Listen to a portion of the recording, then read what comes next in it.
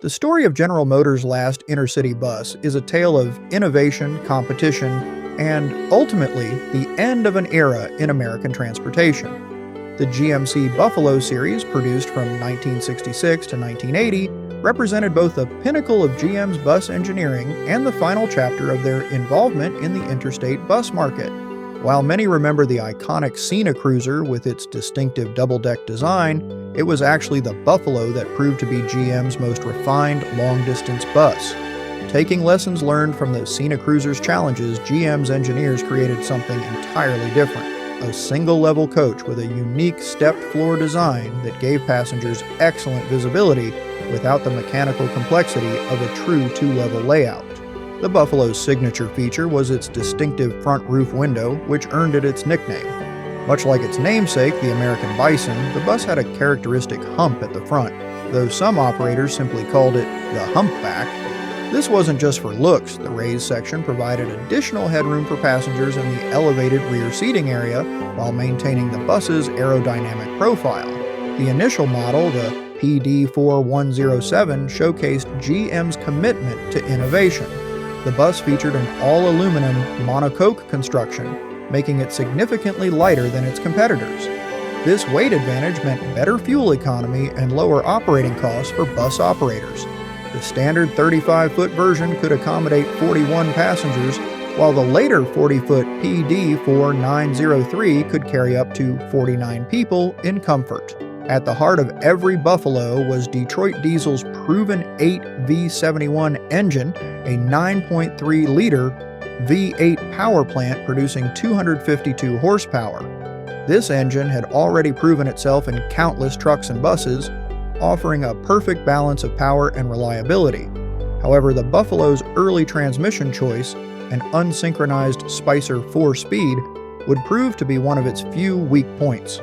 Drivers of these early Buffaloes needed considerable skill to manage the unforgiving transmission. The double-clutch technique required for smooth gear changes was challenging even for experienced operators, and passengers often endured the distinctive grinding noise of less-than-perfect shifts. It wasn't until 1970, with the introduction of the second-generation PD4108 and PD4905, that a synchronized gearbox became available. Perhaps the Buffalo's greatest achievement was its weight distribution. The 40-foot PD4905 was the only bus of its size that could legally operate in most states without a third axle. This design advantage meant lower maintenance costs and better fuel efficiency compared to its competitors. However, this engineering triumph came during a period of declining intercity bus travel in America. The 1970s brought significant challenges to the intercity bus industry.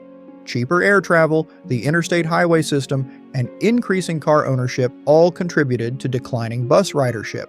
Smaller bus operators, who had been GM's primary customers for the Buffalo, began to struggle. Many consolidated or went out of business entirely, shrinking GM's potential market. Additionally, competition from other manufacturers, particularly motor coach industries, intensified. MCI had secured a strong relationship with Greyhound, America's largest bus operator, leaving GM to rely increasingly on smaller regional carriers. By the late 1970s, despite the introduction of an optional Allison automatic transmission that finally solved the gear-changing issues, orders for new Buffaloes had slowed to a trickle. When production ended in 1980, just over 4,500 Buffaloes had been built during its 14-year run. While this number might seem modest, many of these buses remained in service well into the 1990s, testament to their durability and build quality. The Buffalo represented the end of GM's ambitious journey in intercity bus manufacturing, a journey that had helped shape American transportation for over 4 decades. Today, surviving Buffalo buses are prized by collectors and museums, serving as reminders of an era when intercity buses were a primary means of long-distance travel in America.